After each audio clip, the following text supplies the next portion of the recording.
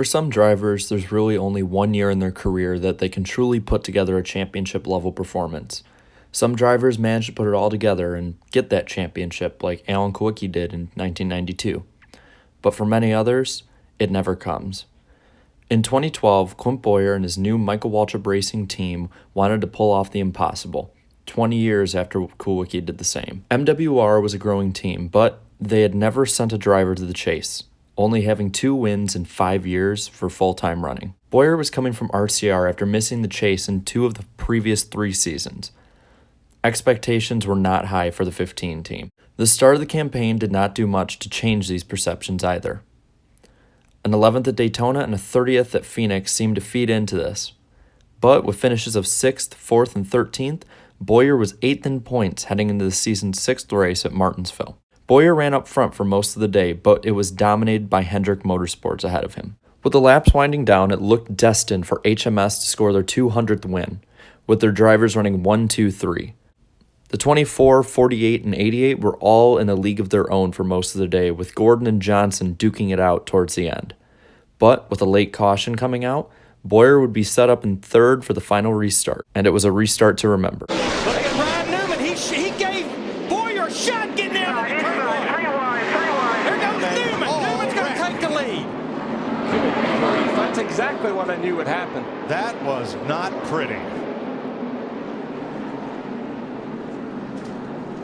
A dive bomb move into turn number 1, and 3 cars go spinning, including 2 of our leaders. So now what do? Let's look at this. Probably the best view is from above. Let's watch them come to get the green. Gordon inside, Johnson outside. These 2 cars on the front, they got old tires. They can't get going. These 2 cars behind them have got fresh tires. They can take off, man. And this is what happens. Bowyer blocked Newman, shot him down in there 3 wide. There you go. And as they all get dusted up, Newman gets the lead, and Allmendinger comes out 2nd with Truex 3rd. If they would have only done what I suggested, that would have never happened. Jimmy Johnson comes down, racing Gordon into the corner, but Bowyer already has the low groove, and there just wasn't room for 3 cars in that smallest. While Bowyer was still 9th in points after Martinsville, it started a bit of a tumble. A 17th at Texas and a 36th after a blown engine at Kansas pushed him down to 11th in points, and even with the 7th at Richmond, he fell again to 12th in the standings. Over the next 3 races, he had finishes of 6th, 11th, and 13th, leading him to still be 12th in the points. This would be the lowest that Bowyer would be for the remainder of the season, because finishes of 5th, 6th, and 7th at Dover, Pocono, and Michigan all helped him rise in the points more. And while Bowyer was up to 9th in points, it was still unclear whether the 15 team could be chase caliber. Through 15 races, Bowyer had only led 6 laps. MWR, Bowyer, and the entire 15 team needed to make a statement. They did just that at Sonoma. One of the great stories of 2012, the resurgence of Michael Waltrip Racing. Tony smoked it down in there. Today, Clint Bowyer going to get him their first trophy of 2012. Great job. He drives it back to the start-finish line and wins the Toyota Sabre 350. The win showed many that Bowyer could be competitive and deserved to be in the top 10 in points. After leading 71 of the 112 laps, Bowyer was up to a season-high 7th in points, now 50 points above the 11th place cutoff line. And even after finishing 16th at Kentucky and 29th at Daytona, he was still 10th in points, 31 over the cutoff. Halfway through the season, Bowyer was still inconsistent, but the second half of the season seemed to have righted many wrongs, as Bowyer would only finish outside the top 10 4 more times in the next 18 races. Bowyer was back to 7th in points, firmly secured in the chase by Watkins Glen, and a pair of 7ths brought him up to 6th in the standings. By Richmond, it was just a matter of where in the chase Bowyer would be seated. The 15 car would run up front most of the night at Richmond, but hadn't led as Denny Hamlin dominated the race. Bowyer and crew chief Brian Patty had to think outside the box to grab the win. They elected to go the final run of the race without pitting. Bowyer would go on to lead the final 88 laps. Second lead, bud. 2-second lead. Under power to turn 3.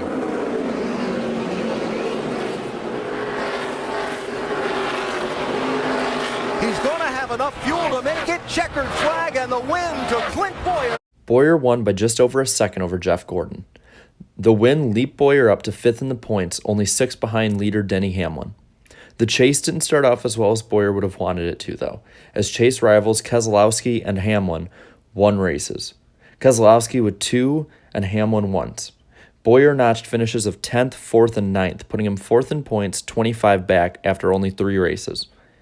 With the final restart at Talladega, all 12 of the chasers had their championship lives on the line in a 25-car pack. 4 deep behind Stewart and Kenseth. Now Kevin Harvick's got some real help coming towards the front here. Michael Waltrip in the 55. Into the picture. Pushed by Casey Mears. Kenseth with Harvick behind him. Oh, there's contact. Stewart into the middle of the pack. In an instant, though, the picture changed. Bowyer dropped back to 5th in points, nearly 40 behind Keselowski. Bowyer would drop back to 5th in points, 40 behind leader Keselowski. Being nearly a full race back in points, Bowyer needed to put together an elite run to continue his pursuit of his first championship. That run would start at Charlotte. Bowyer would use strategy once again, leading in the final 25 laps. Bowyer would once again use strategy to get on top of the leaderboard in the final 25 laps. The white flag is up, and we're into the final lap of the race. There is lap traffic now just ahead of the leaders. Will he have enough fuel? Will he be able to hold off Hamlin?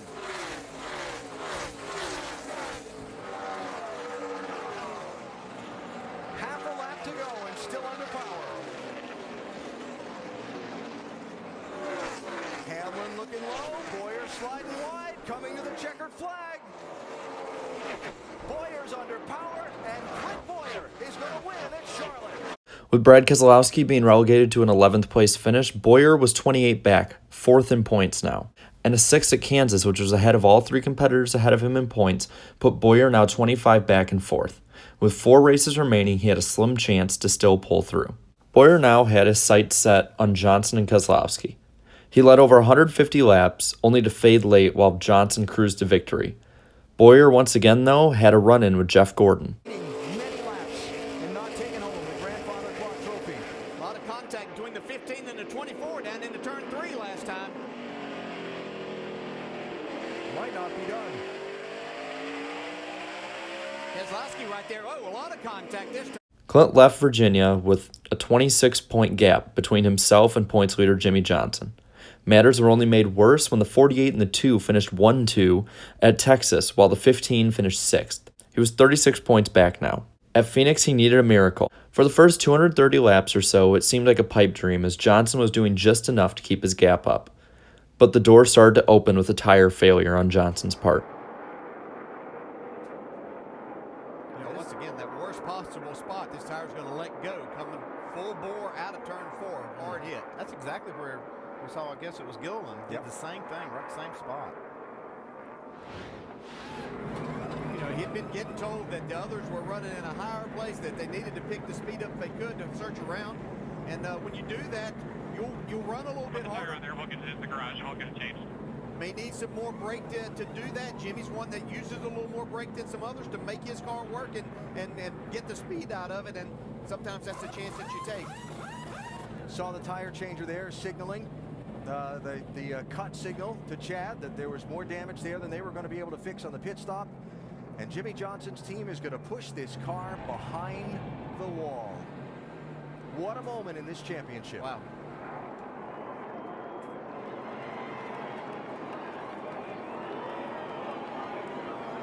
I mentioned as Brad took the lead, that opened it up to where he was. With Bowyer running firmly in the top 5 and Keselowski fading, it seemed like a miracle was possibly coming together. Slim chances, yes, but they were still there. Bowyer was charging with the 2 slowly falling back and a 28-point gap that looked to be closing. Bowyer, in his charge, made contact with an old rival, Jeff Gordon. It proved to be the derailing factor of Bowyer's 2012 campaign. He's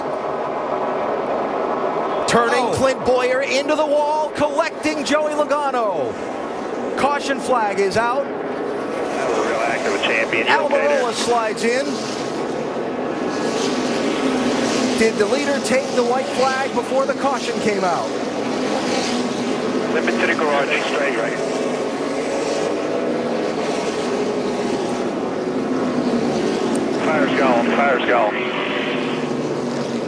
right, the fire's back. Late laps Yellow fire if retaliation. you want to stop right there. There's a fire truck that get to you if you stop right there. Checking with NASCAR. The caution was out before the white flag. We're not done. In an instant, the season was done. Bowyer was obviously unhappy.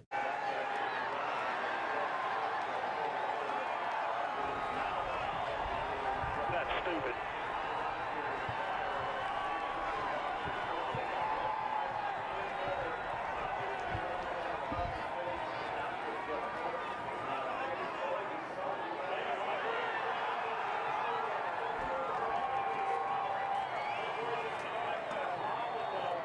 Jeff Gordon was merely fined for his actions. As for Bowyer, he finished both second at Homestead and second in the points. In 2013, Bowyer and the 15 team made the chase and tried to avenge their loss. Unfortunately, the season was memorable for all the wrong reasons, as Bowyer was part of one of the most controversial moments in NASCAR history. Caution flag is out. Things change again. Wow. You're rolling, man. You're rolling. You're rolling. You're rolling. Leader's right behind you. Leader's right behind you. Right behind you. Right behind you. You're all right. Dig, dig, dig, dig, dig. You're all right. You're legal. You see right here, there's Bowyer. Looks like he did get a tap. Yeah, I'm not sure. It was close, but they're pitting. Nicknamed Spingate, Bowyer intentionally spun to bring out the caution to help his teammate Martin Truex Jr. with position on the track to make the chase. MWR was heavily punished, lost the Napa sponsorship after the season, and really was never the same. The 15 team never recaptured its 2012 magic, and MWR was gone by 2016. It makes many wonder, what if Gordon hadn't crashed Bowyer at Phoenix? What if his 2 finishes outside the top 10 in the 2012 chase were avoided? What if, in 2012, Clint Bowyer captured his missing ring?